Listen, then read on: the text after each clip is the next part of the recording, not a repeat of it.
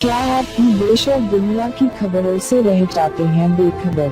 तो सब्सक्राइब कर लीजिए हमारे HT न्यूज चैनल को और बेल आइकॉन को दबाना मत भूलिएगा।